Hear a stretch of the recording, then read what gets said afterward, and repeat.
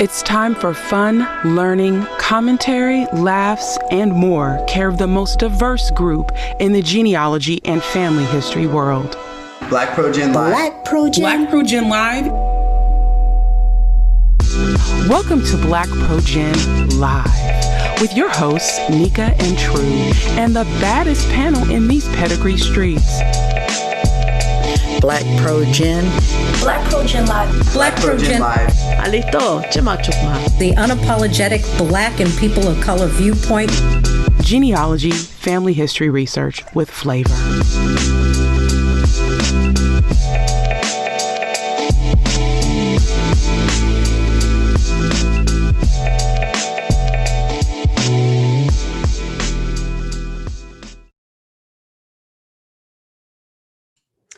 Hello, what's going on? And welcome to episode 116 of BlackProGen Live.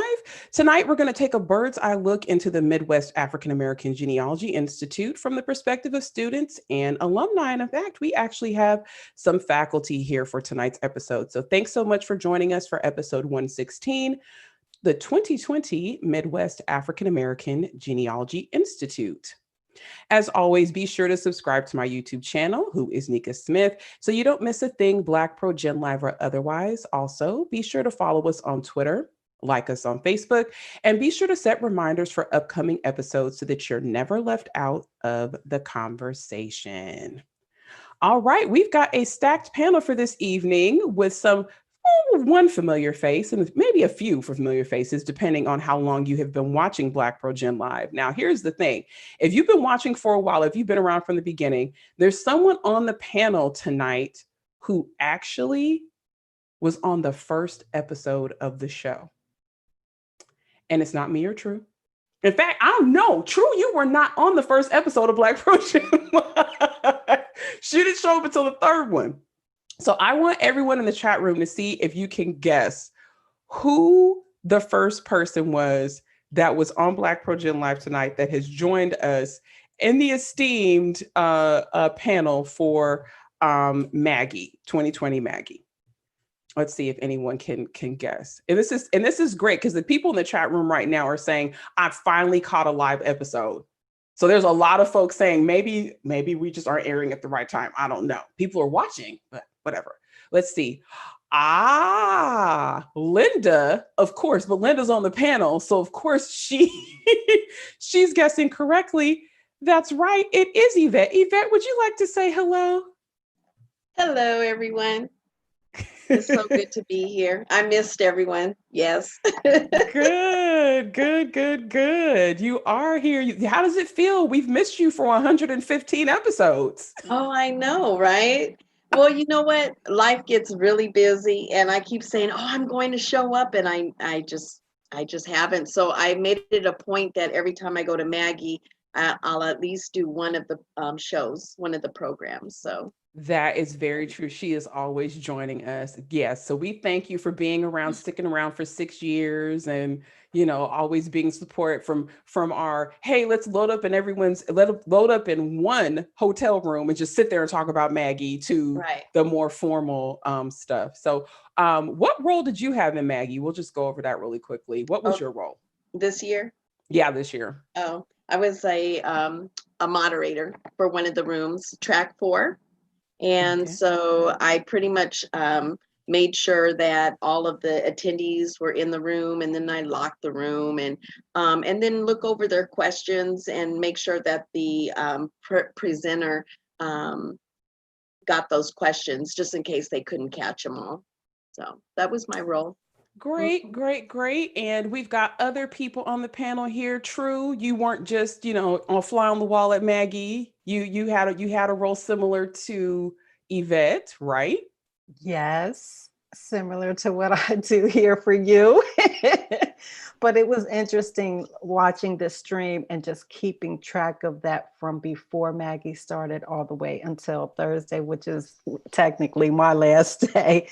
But just watching the classwork and seeing how all the attendees were just involved in their classwork. And, the tech stuff, I won't get into that with them, but, I'll geek out about that. So it was fun for me. I wish I could have paid attention more to class, which I was getting in bits and pieces, but my main focus was to make sure the attendees were welcomed, and I was there for support for them, whether it was questions or just following along and just keeping track of where they were. It's almost kind of like you're at MAAGI and you're running from class to class in person, but we're doing it online. So yeah. So to cover MAAGI, because I don't think we've ever officially gone over the history of MAAGI. Right. And then we're gonna envelop or wrap our virtual arms around the rest of our esteemed panel for this evening. But let me turn on my. Are we doing NPR voice or are we doing BlackProGen voice for my reading of the history? Let's do the NPR and then we can go into our we can go genealogy into with Susan voice. We can go into Tony Shastri's version Right. of the reading. Since its founding, the Midwest African American Genealogy Institute has provided an amazing learning experience for genealogists and researchers.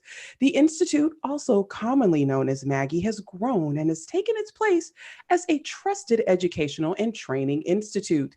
After the recent actually 8th year, the Midwest African American Genealogy Institute is growing. A record number of participants came from multiple states, and it is clear that MAAGI has established itself as a genealogical educational experience of benefit for the beginner, the intermediate researcher, and the professional. MAAGI's history is a unique one, having been hosted for the first 3 years at Harris Stowe State University in St. Louis. Participants found that MAAGI provided genealogical training and guidance needed to expand their skills. From 2016 to technically 2020, the MAAGI experience was hosted at one of the largest genealogy libraries in the country, Allen County Public Library in Fort Wayne, Indiana. And of course, we were there, but we weren't there because we were virtual this year. We are delighted to take the Institute back to Allen County once again, and participants will be able to take advantage of being part of this amazing repository once again, and will be able to utilize the research opportunities while there. MAAGI is the only African-American focused event offering a total of 48 classes over 3 days with evening lectures, guided personalized instruction, and more. In 2019 and 2020 and beyond, attendees selected a track in which they immersed themselves in a core curriculum of 3 days, taking 12 different classes guided by nationally recognized instructors. You guys didn't know I was trained in radio. I just read the website. I was about to say that's about a perfect Midwest voice. That was my Midwest voice. That's good. I'm channeling. So yes, my fabulous NPR voice. I usually ask for that. So we've got our panel. Let's see. Let's go. Simran, you go first because you spoke up first. What's up, Simran? Hey, I'm doing great. Happy to be here. You know, first time MAAGI attendee. So it was really cool. Good. And what track did you participate in? I did the 1B track. Mm-hmm. And, you know, I have to say, like, every class that I sat in, I learned something in. So that was pretty outstanding. Which it should be that way. It should be that way. All right, Miss Anita. So I was a moderator like Yvette and True, and I was part of the track 3. So that covered ancestry, military, and slavery research. Great experience. Absolutely. Look at her. All right. Moving forward. Michelle Marsden, who has joined us previously here on BlackProGen Live. Which track were you a part of? And was this your first MAAGI, or was it your second or your third or your fifth? This was my first MAAGI, and I did track 3. So it was exciting because last year I wanted to join MAAGI, but since you made it virtual this year, I didn't have to cancel any plans. I was already set in my heart on going, and the virtual space allowed that to still happen. So I did track 3, learned a lot. I have a whole notebook full of things to go back and do over the next year. But yeah, it was amazing. Wow. All right. And not forgetting anyone, Micah, my name colleague. People call her Mika and they call me Nika, but I'm Nika and she's Micah. That's right. I am Micah. I did track 4 with Miss Angela, had a great time. It was my first year at MAAGI, and similar to what Michelle said, wanted to go in the past, but the virtual made it possible for me this year. It made life a lot easier, and hopefully that'll set everything up and I can go in person. If in person next year, and if virtual, I'll be there that way too. All right. All right. Moving forward, Tanisha Watson. Which track were you a part of for MAAGI 2020? I was in the 2A track, beginner for DNA, and it was awesome. MAAGI first year. I felt like I was at Hogwarts.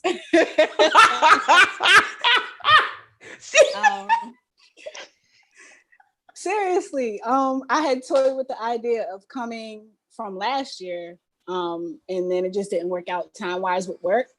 And then this year I was like, thank you, COVID, for coming through and you know, making things virtual. And I'm so glad that I invested the money and the time into it because it was awesome. Good, good. All right. Moving forward, let's see, who else did I forget? Oh, Denise. Yes, we love Denise Muhammad. Hello, Denise. How are you? Which track were you part of for MAAGI 2020? Oh, unmute yourself, sweetheart. Sorry. Hey, everyone. I was part of track 1B for MAAGI. This is my second year attending MAAGI. And of course, I miss being there in person, but the virtual MAAGI, I really enjoyed it. It did make life a little bit easier to be able to sit in front of the computer and participate. And I was just amazed. It blew me out of the water. Just really, you know, it was very moving and very emotional, just the study of the slave ancestry research and the strategies to research. It's just wonderful. Really enjoyed myself. Good, good, good. Let's see. Hopefully I'm not forgetting anyone. Okay, we've got Micah, got Anita, Dr. Brothers. Dr. Brothers, our resident military man, who is part of the faculty on track 3. What is going on? It was a fantastic experience. Yes, I've had 3 years prior, again, with in-person, you know, teaching, and I really enjoyed that interaction. But this year was a little different. I've been involved with virtual classes and lectures and the like for the last 3 months. To me, it was interesting because, again, with that chat room, again, you were able to capture the questions and answers that students, you know, as well as faculty provide as well. So I learn as much as my students do. Again, because when they ask the questions, I've got to delve deep to find an answer. And again, in finding that answer, it's a way for me to expand my background and my understanding of military history itself. So I enjoyed it very much. Absolutely right. And so I would be remiss if I didn't go over exactly what each track was, right? Because this is part of the MAAGI experience. And so some of you who may be watching, we've covered MAAGI, I think, ever since we've been doing BlackProGen Live, and we do it for a particular reason. And it's to give people the experience of what it's like to come, right? Because that's one of the biggest hurdles. Is like, should I go to so-and-so? Should I not? I don't know if I'm really feeling that or not, right? And so, you know, we've done everything, like I said, from sit in the lobby. I think true last year, we made Andre come over to us and we were just talking about different stuff at MAAGI. Like I said, we've all holed up in one, you know, hotel room and just sat and talked about MAAGI. I've filmed testimonials. I've done, like, this year was supposed to be sort of like a retrospective where, you know, it's pre-recorded and I kind of let you in. And if you follow me on social media, if you're friends with me on social media, I usually will go live from like the, you know, the peach cobbler eating experience that we all missed this year. We were so sad. That I think I would say that's probably one of the things I was so sad that when we did the meet and greet, it wasn't our typical meet and greet. Like, it really is like a family reunion. And shout out to Adrian Wells, who is the peach cobbler connoisseur. It gets fought over every year. And yeah, it's like so amazing. So let me go ahead and read what the tracks are. And so that's the thing. If you're watching this and you've been to a genealogy conference or even event, MAAGI is different than that, because don't you guys have homework? Yep. Right. You don't just show up to sessions and, you know, somebody just like talks to you and there's like no action plan for like what they told you. Right. And it may not necessarily be that you have homework every class. It may be somebody asks you a question that everything you learned that day is gonna, you know, it's gonna see, did you receive it? Did you not? You know, all that kind of stuff, right? And so MAAGI is not a conference, which is why you deliberately hear us not calling it a conference. It's an event, it's an institute, because that's where it differs. Normally when you go to conferences, I'll get up, hey, what's going Freedmen's Bureau. Yeah, all right. Here's the handout. Bye. That usually is conferences, right? I'll have you all stop me in between if I'm presenting in person and ask questions. That's my style. Some people are not like that. I like that. I want to hear from you. I want to know you're receiving it, that you're not falling asleep, right? But the I guess the complication with conferences is that it's not very interactive, right? There is no like after, right? Like it's just, did you to get the handout? Like that's it. Like unless you implement what you learned, there's really no place for you to do it. And that's where MAAGI is different, right? So I will go ahead and read the descriptions of each track. So track 1A is fundamental methods and strategies, and that is coordinated by our own Shelly Murphy, or as as we refer to our Auntie Shelly. And so fundamental methods and strategies, this is all on the MAAGI website. I'll put the link in the chat room so you guys have access to that. And it details out all the classes that you'll take over the 3 days, right? So it's fundamental methods and strategies. So Shelly's going to ask you, so what, 100 times, and you better be able to answer differently 100 different times. I'm kidding. All right. And so 1B is a newer track that actually was the first time we had it was last year. That was our most attended track at MAAGI this year. Normally, and that's the other part about MAAGI, is the class sizes are smaller. So you're not in like a pavilion with like 300 people, right? Like it usually is 15 to 20 people at most. This year, we actually doubled the amount of folks that we had in a track in track 1B. It was almost 40 people that were in there because we were able to do it virtually. And so track 1B was methods and strategies for slavery era research. And I wish when I was first starting genealogy that there was a MAAGI and I could take 1B. I wish. That's okay. I've been in this 20 years. And here's the thing, you guys, even though I teach in that track, I pick up something new every year from the other presenters that maybe I heard them mention it last year, but it had no bearing on my research because I wasn't at a certain point. And so then now it's like, oh, you know what, Tony sure did say blah, blah, blah, right?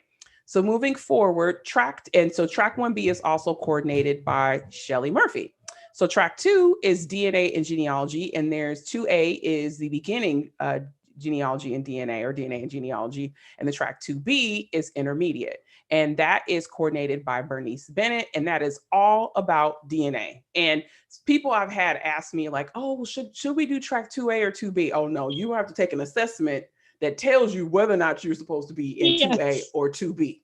Wait, you know what? Do you want to talk about the assessment, Tanisha? I mean, first of all, I love that there is an assessment because you really can't tell what's going to be presented, prior to, but it lets you know where you are, honestly.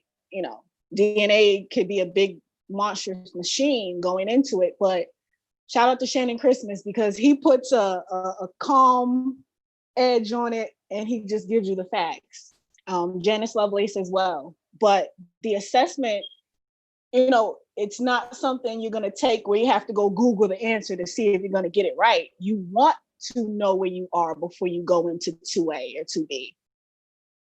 So look at her talking MAAGI. She's talking MAAGI. She knows exactly what she's talking about. Don't be cheating. First year. That's what I was about to say. Because here's the thing on that assessment, especially because a lot of people are going to want to take DNA because of how popular DNA is. In fact, today I learned that a certain DNA company has 18 million tests that have been processed. Anybody want to guess who that is? My business. You can guess.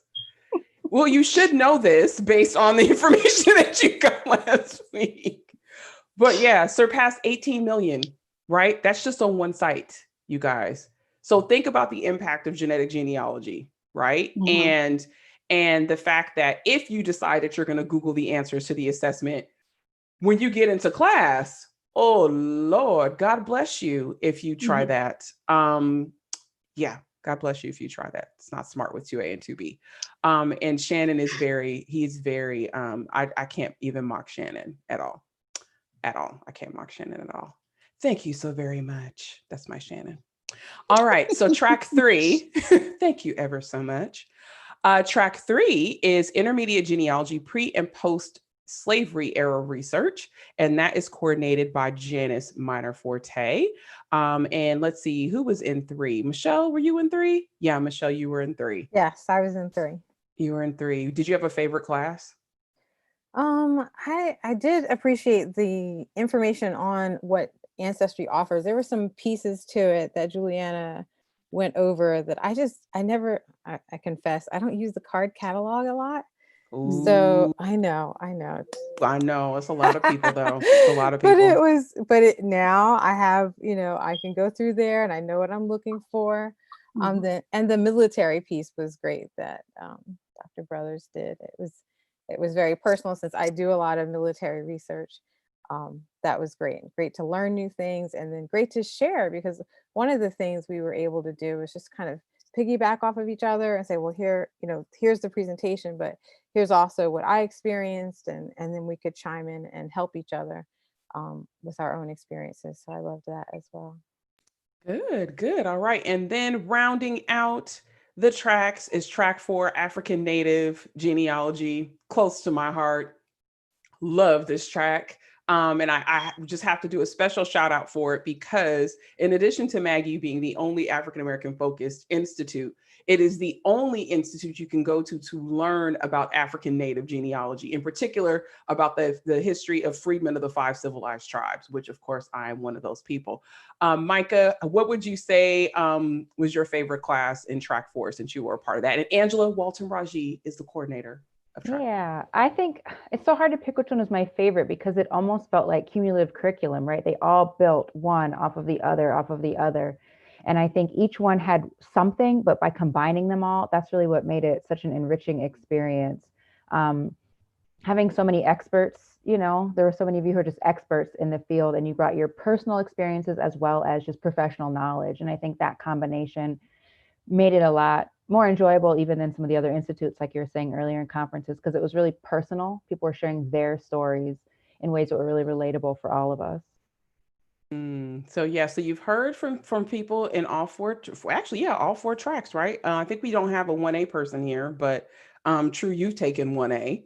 And what would you say are one of like the building blocks of your research that you took away from taking track 1A? Organization, it was the main thing, and the timeline. So it was really about the organization. I had all this going on, but what was I really doing with it? I was the binder person, the ancestors, the binders full of ancestors person. So now, I've gotten, that's how many years ago now? Now it's all on my program and it's out of here. I can put that away now. I don't have to keep going back there and flipping. So. Yeah, well, and here's the thing. So we've given you background about MAAGI, but this year was the first time it was virtual. And that's a different experience. I think we're all sort of, we're kind of like Play-Doh right now. It depends on the mold and the day, like what's going on. Talk about the virtual experience, because there's some of you who have gone to MAAGI in person. I would say, gosh, wow, only a couple of you have gone to MAAGI in person. How was it? What was the biggest difference to you with the virtual? You can go first, Yvette.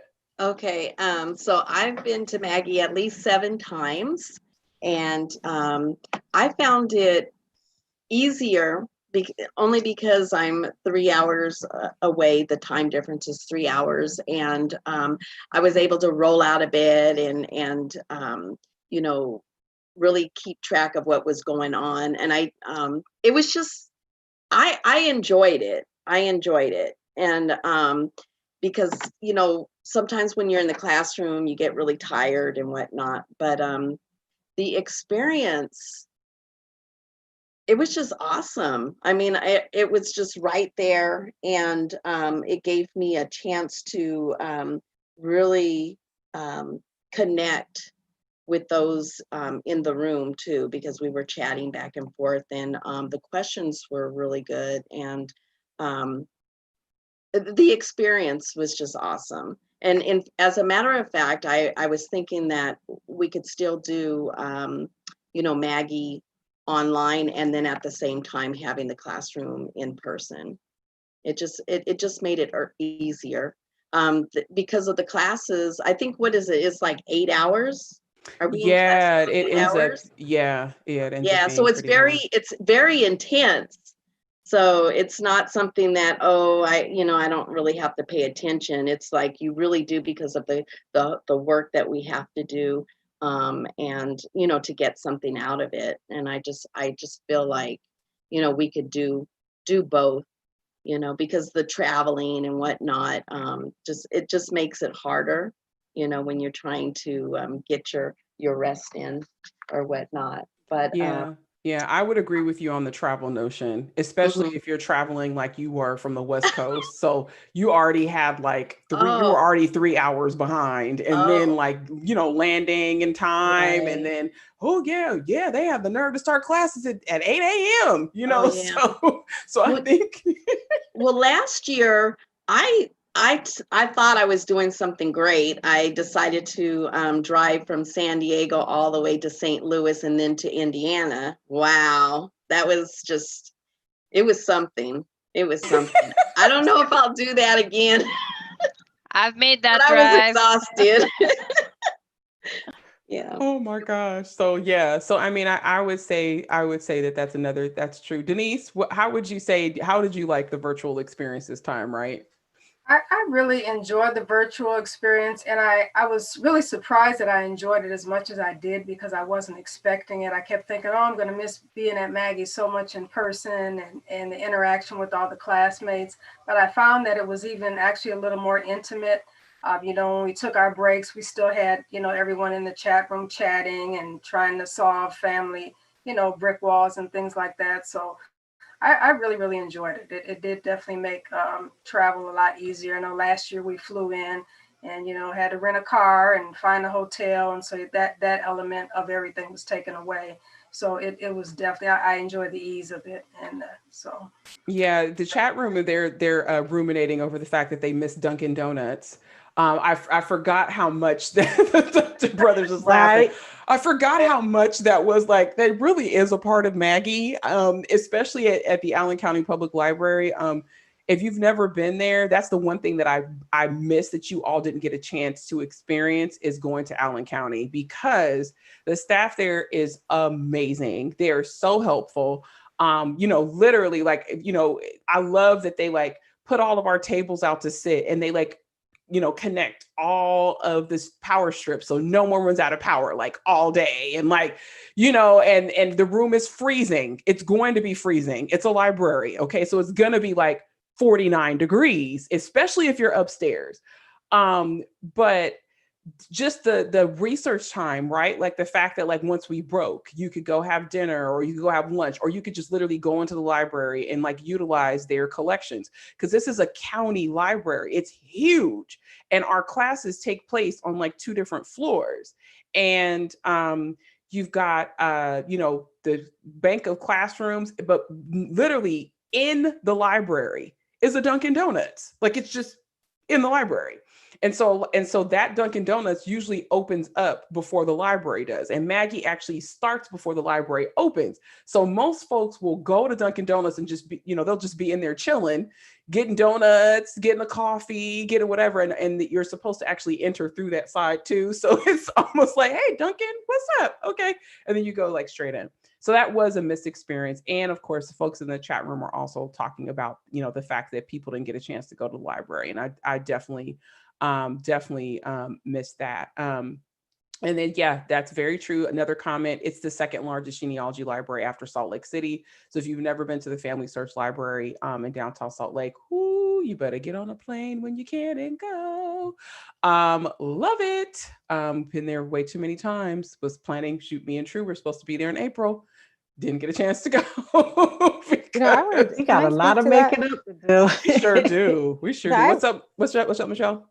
Well, coming from Pennsylvania and doing research for Georgia, I did not know how much that library had.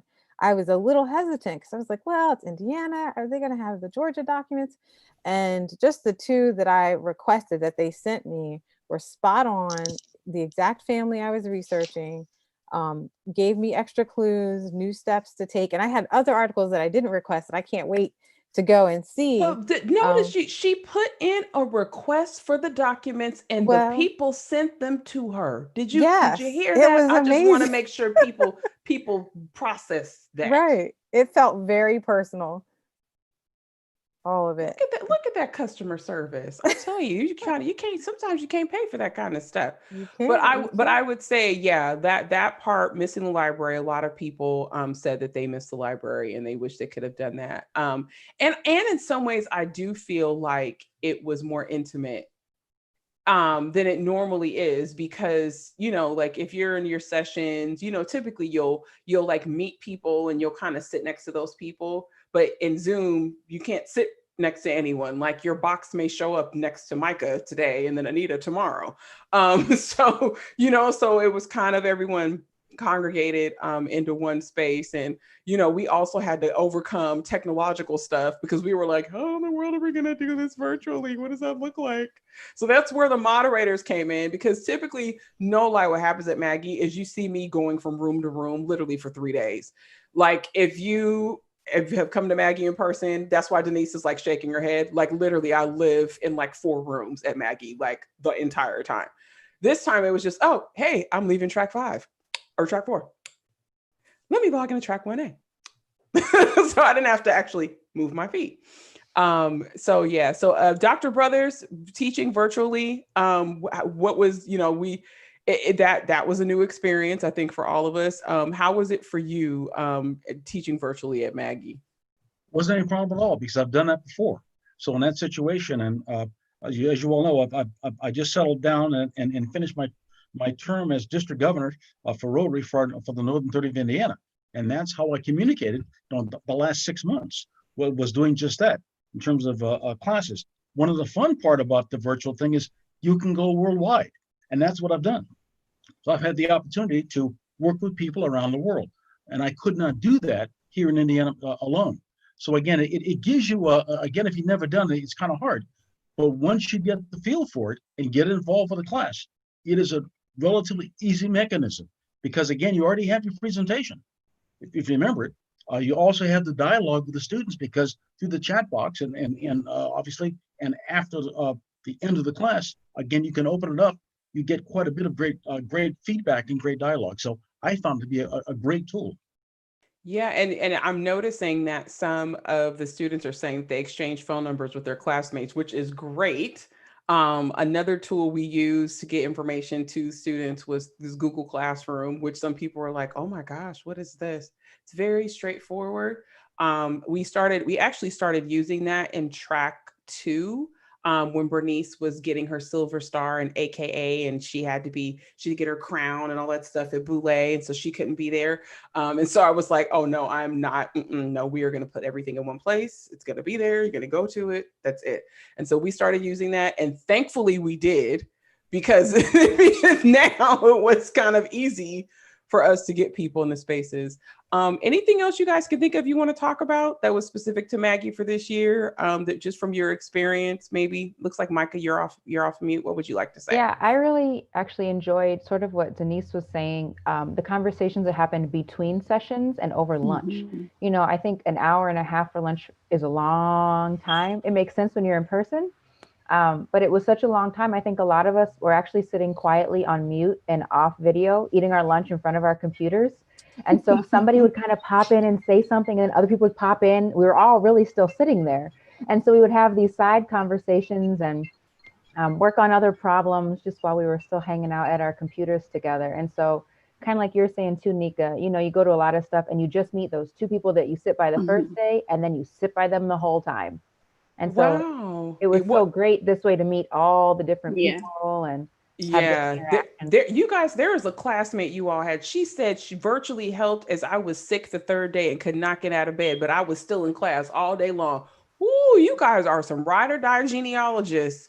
God bless Jennifer. Ooh, girl, I don't even know how you did it. My goodness. Wow. You know what else too? What Mika was saying, it does feel like it was like during those lunch break periods, like that was like our brick wall sessions in a sense too. It kind of flowed over. So it kind of gave, when I would listen in, that feel of that, as well as when we would do that in person in MAAGI. So yeah, I think you could You have had brought an up a all-day good brick wall point. session.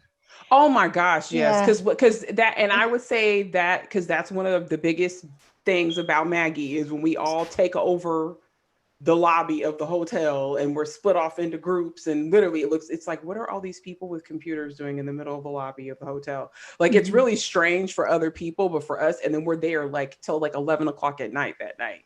But what happened is, instead of us meeting all together in a big group, the separate tracks, got together and had their own brick wall sessions and like worked over stuff. And and I actually liked that better, to me, because I was popping between 1A and 4. Like I was like, oh, what are you guys doing? Oh, okay, well, let me hop on this, this one group. And it just made it more, it just made it easier. I do wish you all would have had the experience to do brick wall night together in one place. Michelle, what were you gonna say? Yeah, one of the advantages of doing it on Zoom is that we could screen share and we could all see it. So if someone had a problem, they could show the document and we could all look at it, and then give feedback. And then we could also hear everyone. I know, as a teacher, I know in a classroom, if you have more than so many people, you might be problem solving with the person next to you and you miss what that person said. Since we could all hear each other, we had rapt attention.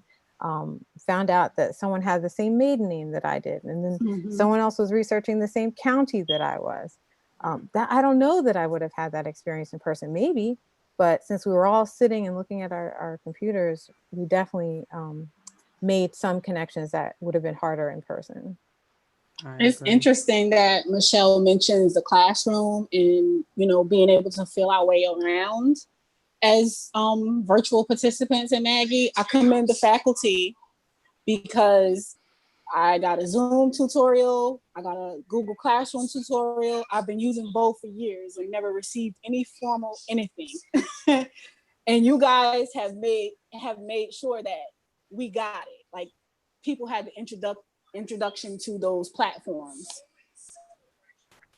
Look, no, I hope Shelly noticed that and she took that feedback in, because Shelly, I felt like every day Shelly was like, we're going to do a Zoom training. It felt to me like every day. It sure did. You think we need another Zoom training? I'm like, no, Shelly, we don't need any more. They have a video they can sit and watch. There are tabs. Universities that don't even give that level of, here's a tutorial, watch it so that you know what you're getting into, that don't do that. You get Blackboard and you got to feel your way around on your own, So I thought that was awesome, Yeah, well, I think, I really want to give a shout out to Dr. Shelley Murphy, who did 2 nights of brick wall. And I wasn't expecting that. I just, kind of got on just to be there with everyone. But boy, she just keeps going and keeps going and keeps going, and ended up helping everyone in the chat, both nights. So it was just great. It was really great. Good. I wonder if there's a way to take some of the things that made virtual so special and turn them into things that can be used when we're back in person. Come on now, repurposing. I'm the queen of repurposing. Content creator. Yeah, I'm all about repurposing. But I think you raise a great point, right? Like maybe brick wall should be based on your track. And maybe it's a matter of, maybe instead of like, maybe we decide as a group, okay, we're all going to get lunch. Maybe we order lunch out, right? And we have it delivered. And while we eat, because that's the other thing, you can eat in the conference rooms. If you're downstairs, you can eat. You can have drinks too, right? So it is, yeah. So it's very similar. Now, if you're upstairs, not with the collections, but if you're downstairs, which is the majority of MAAGI, you can actually eat down there. Bring your breakfast, you could do whatever. So maybe that is a suggestion. I know that at least 2 of the coordinators are in the chat room, so they're hearing that. Any other things you guys think should be replicated from virtual MAAGI to in-person MAAGI, God willing, hoping that people put their masks on and wash their hands and stop congregating at Lake of the Ozarks and whatever else. Anyone else, anything you think should be transferred to the in-person environment? I'm just thinking about, as an introvert, I'm a sort of a closet introvert, I guess. But some of the things that were really nice about the virtual is that sort of, this is a new thing I'm trying out. I don't know anybody. I don't know how this is going to go. And the virtual allowed that that first hump to be like, okay, I can definitely do this in person. I know people now. It's not going to just be me. If there's a way to even do the meet and greets online ahead of time, how we did for this one virtually, so people could feel like, okay, there's going to be a way to get to know people ahead of time. So our first day together isn't sitting in a room and just being inundated with material. So at least we know some faces or know some names or something. Okay, that's good. Because actually, track 2 does do a meet and greet. Like even before we did this virtual, track 2 has always done a virtual meet and greet ahead of time. So people at least kind of like knew who was going to be there. But I think you're right. I do like the fact that folks will kind of have names and stuff like kind of earmarked ahead of time. And track 4 also did a meet and greet beforehand this time, just for folks to get familiar with everyone. So I definitely think that's also a good suggestion. The chat room is saying, can we have Zoom brick wall nights periodically? They've asked for that.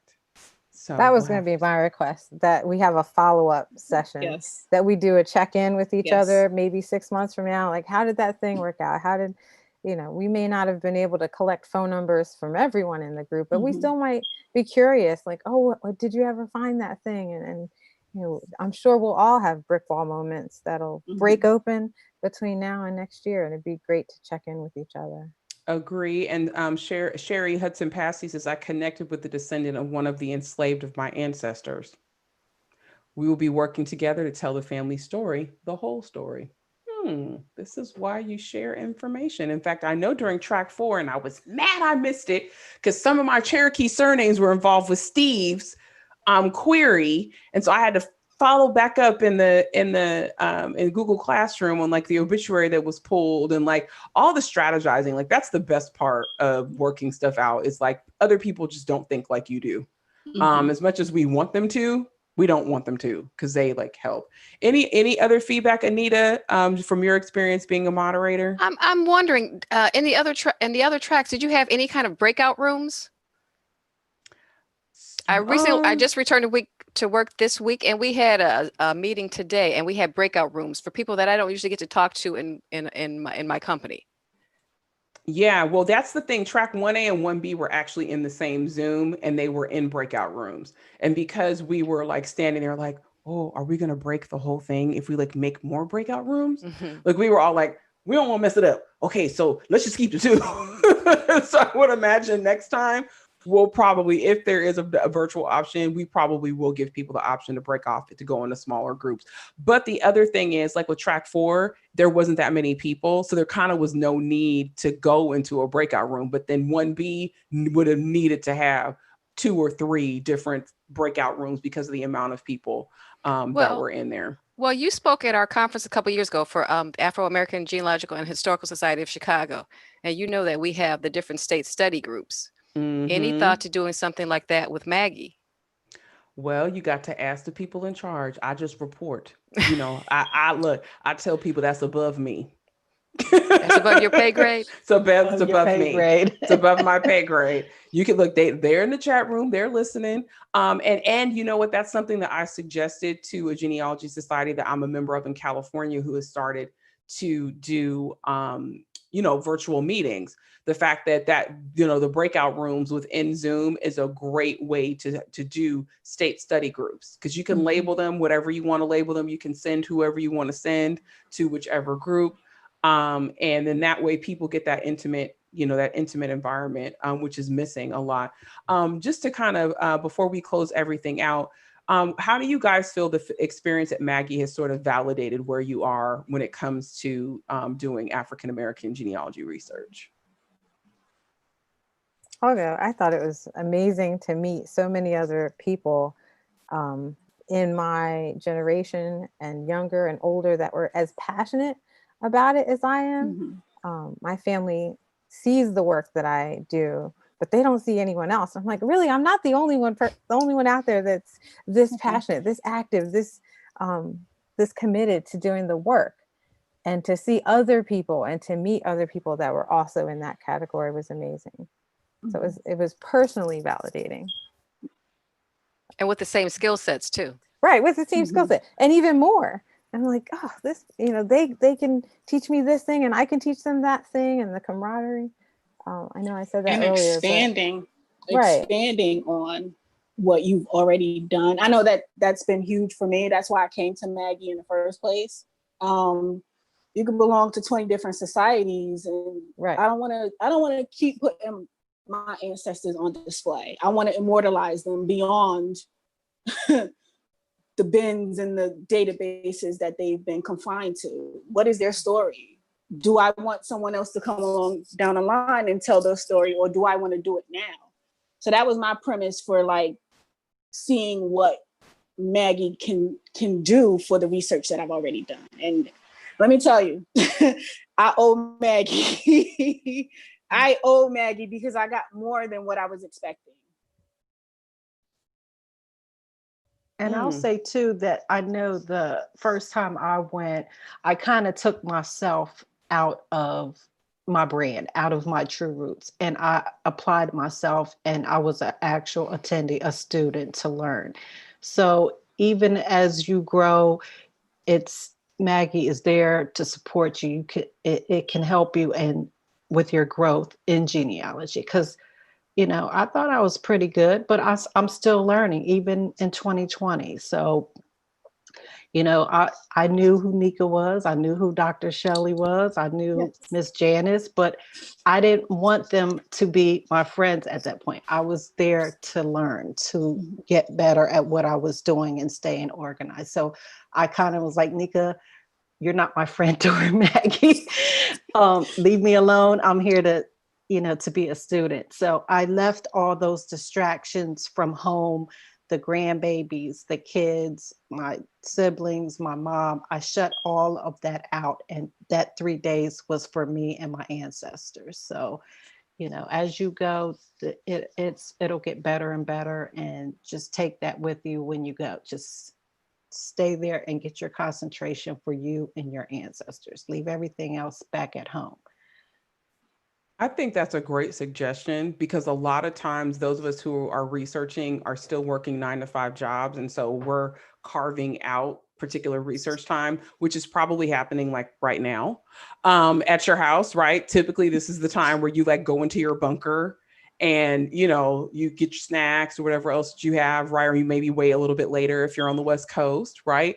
But there are a few times where you do get to just hunker down and be a student, right? Where you're like not having to manage, oh, did they eat today? Or let me go feed my dog, or you know what I mean? Like where you just get to like bask in the genealogical glow of wherever you are, right? Like there are very few times where you have that like concerted time. And even I notice that I have that as well, even when I'm teaching it at things like MAAGI, because I'm like, you know what, let me take some time to carve out and just look at this one particular thing, that I haven't, like, let me just explore. Sometimes, like usually when I go to repositories, I usually have a list of things that I'm looking at, but I've been very deliberate the last couple of times we've been at MAAGI and didn't have a list, just so that I wasn't like pigeonholing myself into trying to find this one specific thing that would answer this one specific question, right? Rather than just let me just explore, like, let me see what's out there, and let's just see what's in the library. And, I mean, let's go shoe shopping. Like I always say, let's just go shoe shopping. Let's go browse. Anyone else want to weigh in? How has MAAGI helped you validate your connection, or, what you feel like about African-American research? For me, it really helped me to validate that I am on the right track. And, my focus over those 3 days was was just so spot on. I kind of shut myself in for 3 days, and it was just MAAGI all day long. And I just loved it. But I was so focused and so in tune. And so I really got it, being a supporter of BlackProGen and, Nika Smith and Bernice Bennett and Dr. Shelley Murphy, and all the things that, you all always say about, Nick always says you got to bake the cake, and Shelley says ask the question why. That I really looked at. I took a deeper look into all the records and the why of why you need to go to this record set. What do the ship manifests really mean? And I was able to just solve a brick wall that I had been working on just by, and I shouldn't be the one to say I really love the homework, because who wants homework? But I really did appreciate the homework because it really helped me to solve something that I had been working on. But it was very, and I said it earlier, it was very emotional and very deep, the whole, just everything. And so I was very, very grateful for those 3 days, and it helped me out so much. So. Let's see, Simran. Yeah, I think for me, I'm coming at it from a little bit different perspective. I was a first timer at MAAGI. I was super excited to hang out with y'all. And then that didn't happen, but the virtual conference was awesome. And for me, because I don't have African American heritage, but I'm doing finding myself doing more and more research for African American clients. My specialty is lineage research and kind of that upper South and migratory family research coming across the country. It was eye-opening for me. There were, resources and tips and tricks that I didn't know about before. But I think that kind of the biggest aha takeaway moment for me was, when you have that narrow tunnel vision of, oh, I'm doing African American research, or, oh, no, I'm doing white lineage research, right? You miss out on so much. And for me, some of my favorite classes were the ones from Bernice Bennett, because she gives amazing historical context to the record sets, right? So it's not just here's a database and this is what you do and how you look at it. This is the context that it's in. What was happening in our country at that time, right? And that history is for everybody that was living in our country at that time. Black, white, Native American, whoever you are, mixed race, that touches everybody, and it's relevant to whoever you're researching. So when you're looking at something like the Southern Claims Index, you can find a wealth of information for people living in those areas, Black, white, or otherwise. So for me, that was just a really amazing kind of aha moment that was like, wow, I've been missing out on all of this information for so long. And there's no, I think a lot of people have kind of that almost a fear, like, I've never done African American research. How do I do that? I don't know how to do that, right? And so you do it the same way, baby steps and learning the process that you do traditional genealogy. So for me, it was a very rewarding experience in that regard, and I know that it's going to bring just much more quality to the work that I'm doing. Look at you. Nice little wrap up. I'll be back next year. Anyone else want to weigh in before we close on out for tonight? I just say thank you. It was just a great experience, and I'm really glad that you guys decided to do it virtually. I know there was some back and forth. Do we do it? Do we not do it? Is it worth it? I'm really glad that you guys decided, and I think some other people have echoed that as well, to hold it virtually. Good. Well, I thank you guys. Chime in. Oh, go ahead, Michelle. Go ahead. I was hoping that, until we have this follow-up Zoom, that we could use the space on Facebook and just kind of chime in, tell each other what we're doing, because I know you have a special group just for MAAGI on Facebook, and it would be great for everyone to just kind of jump on there like, hey, this is what I got. Yeah, there's been a lot of people that have, started book projects, asked for feedback. I mean, that group is really kind of like a catch-all for like all things MAAGI. So if you were an attendee, or if you're even somebody that is interested in MAAGI, but you're not sure, that's a great space to go into to kind of just see what's in the MAAGI wheelhouse, right? Whether it's, BlackProGen Live episodes, whether it's Bernice's show, Research at the National Archives and Beyond, whether it's someone starting a new blog, or whether it's someone starting a new project, like you really kind of hear all of those things in one space. And so and BlackProGen is kind of like an extension of MAAGI, because so many of us participate in it. It's like, I don't even know what the word is. It's like MAAGI is like BlackProGen's sister or like brother. or my play sister, my play brother, you know, depending on what you like.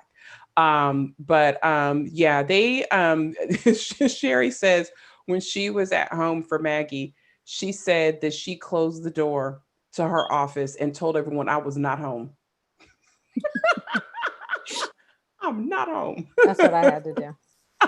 I sort of had to too. I had to move my computer in a completely other room so that, you know, the rest of my house could operate and then I could stay on like Maggie Island.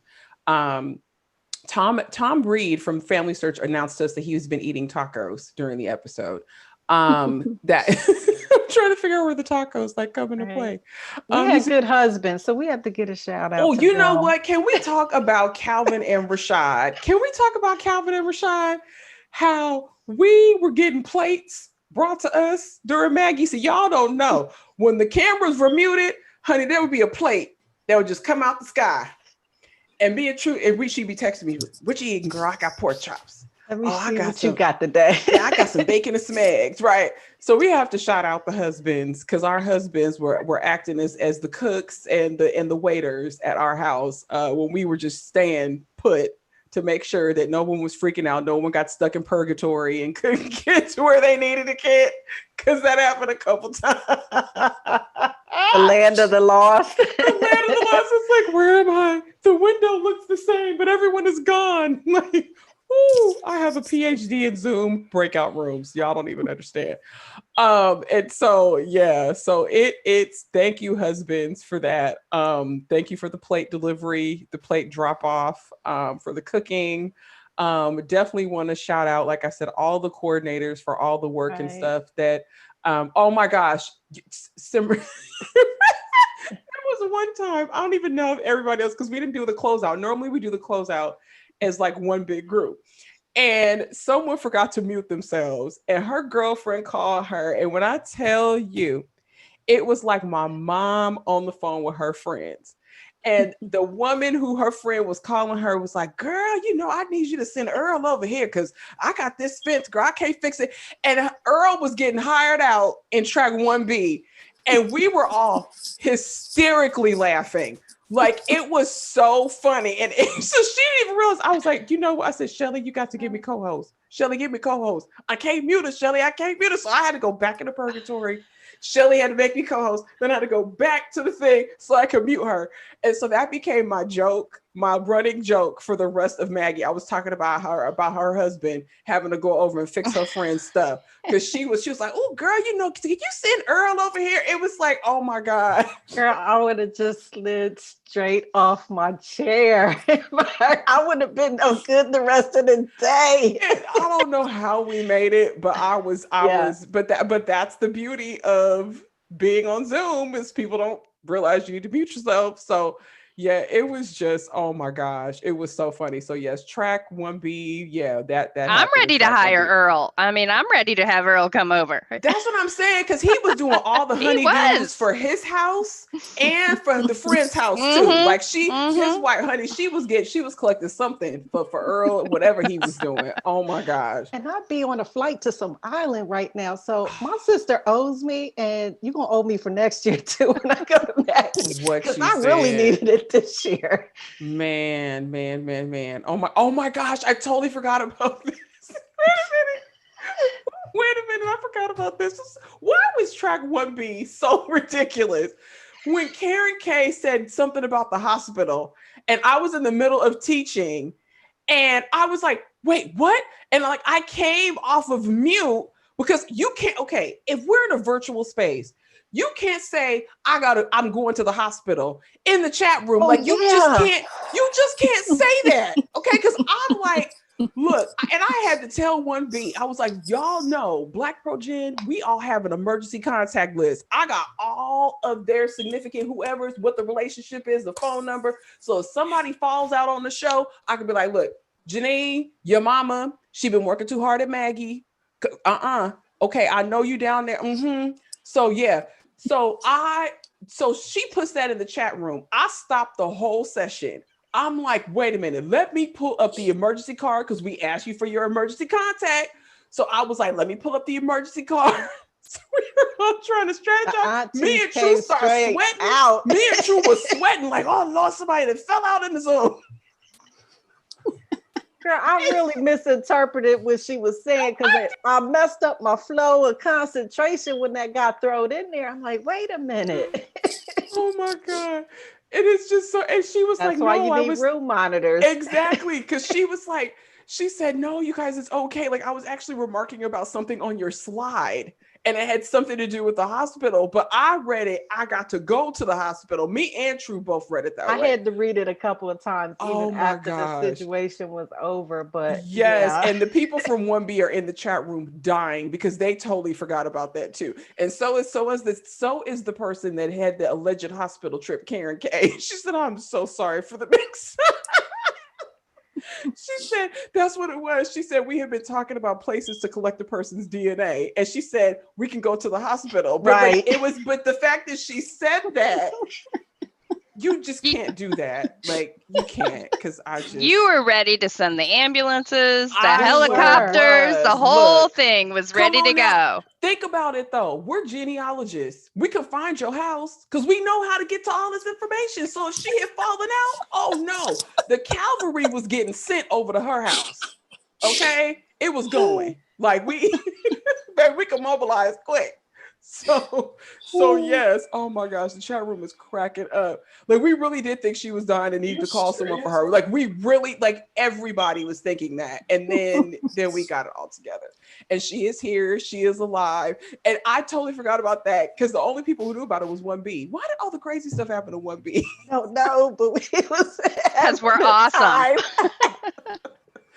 Oh my gosh. So yeah. So we made it out. So thank you, panelists, for joining us for tonight's episode. I'm going to make sure I go ahead and put in the chat room the registration link because guess what? You can register for MAAGI 2021. Now, of course, we aren't entirely sure if it's going to be held in person.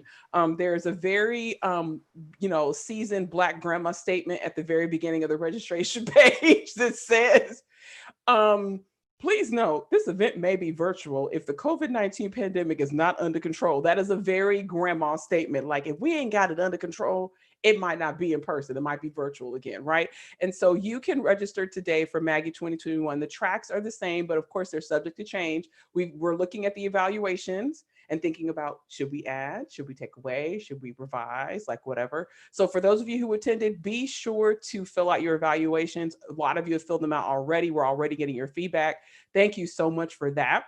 But you can literally register for $50. And then you can take all the way until June 1st of next year to pay the remaining due.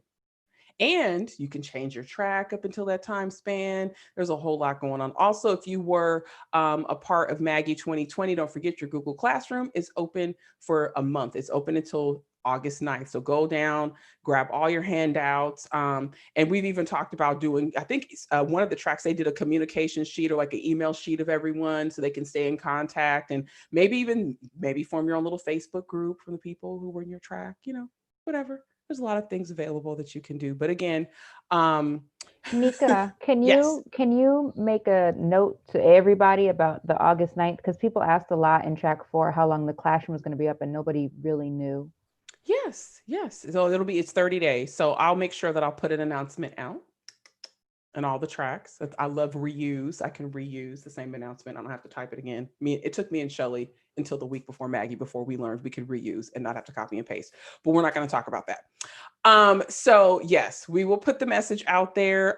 Those of you who were in 1B and we need to do one makeup session with Janice Monteforte, that is happening on this Thursday, but we're opening up to all tracks. So if you got the email, it was so funny. One of our longtime viewers, Tammy Ozier, said she got the email for the one that was tonight with the makeup one that was tonight with Judy Russell. And she's like, hi, I'm in 1B. When is the 1B makeup session? I was like, oh, guess what? You can go to this one and you can go to that one. It's like, it's okay. You can go to both. Because we open it up to everyone. So you should have received an email or Google Classroom should have alerted you to the fact that you can attend the session. That's a makeup one for the one that we weren't able to do during regular MAAGI. So again, before we get to closing out, thank you all. Thank you, panel, for joining us for tonight. tonight's episode. I'm going to go ahead and share my screen. There's one announcement I have to make. And hold on, I'm doing too much of my screen. I only want a little bit here. All right. Have you heard of Unfinished Deep South? If you have not heard of this show, where have you been? It is a new podcast series that has been produced by Witness Docs. I'll read the description. A small town, a brutal murder, a journey into the heart of America's unfinished business. Unfinished Deep South is a race to resolve the unfinished business of a small Arkansas town by starting with one question: who lynched Isidore Banks? Isidore Banks was a wealthy African-American farmer and World War I veteran who found a way to prosper in the Jim Crow South. That is, until he was tortured and killed in 1954. Not the 30s, not the 20s, 1954. Just 3 weeks after the momentous Supreme Court decision that overturned segregation. 66 years later, this series investigates Banks's murder, joining his family in their attempt to restore his legacy and solve the crime before the story goes cold forever. By illuminating one man's life, our story explores the system of white supremacy that surrounded Banks, traced in forgotten court records, fading FBI files, and testimony of elderly witnesses. And of course, I'm sharing this with you because this episode that came out literally 2 days ago, we get mentioned in it. Yeah. BlackProGen Live got mentioned in this episode because when we did episodes 83A and 83B that did the family history or featured the family history of lynching victims, we covered Isidore Banks. And the folks that were putting together this podcast found us because we did good keywording on our video. And they actually brought in one of our panelists, Carmen White, for her research. It completely changed some of the trajectory of the story. So be sure to listen to the whole series. It's very well presented, very well put together. I cannot speak more highly of it. It makes me excited because this is what I envision our research doing. Just like how Tanisha talked about it, right? Moving, dynamic stories. And so be sure to check out Unfinished Deep South on Stitcher. All right. So if you are watching, hello, you see, we didn't do Ask Mariah tonight. That's okay, because, we always have time. But if you need help with your family history research, be sure to submit to BlackProGen Live's Ask Mariah for a chance to have the experts weigh in to help you get past your genealogy research hurdles. It is free. We never see the queries beforehand. In fact, Shelly picks them and then we just kind of show up and she's like, hey guys, here's what it is, right? So the link to submit to Ask Mariah is in the description of each and every episode of BlackProGen Live. So that'll be the way that you can get to the information you need. Whoops. Go back. All right. So our next live episode, what is that? Well, we are going to be talking all about the 1940 and 1950 census. And you're like, well, wait a minute. How are we going to talk about 1950 when 1950 is not out yet? Clearly, we can learn and prepare ahead of time, right? Right. So we're going to be talking about 1940 and 1950 census. It's coming up in our next episode, live episode of BlackProGen Live. Be sure to set your reminders on my YouTube channel. And then that way, when we go live, you'll know what's going on and all of that. All right, True. Any last words before we head on out for the evening? I just want to thank everybody. And thank you to our special guest panelists that came and spent time with us tonight. And I had a great time, and we'll see ya. See you next year. Yes. Yes. Hopefully see you next year at MAAGI. And August 11th. Exactly. I forgot the date. Thank you. See, this is why you have a co-host, because she's there to pick you up. All right. Have a great night, you all. BlackProGen Live. BlackProGen Live. BlackProGen.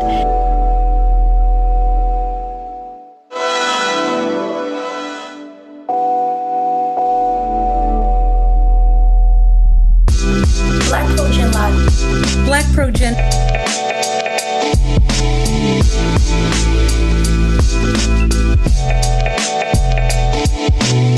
The place where evidence tells the stories.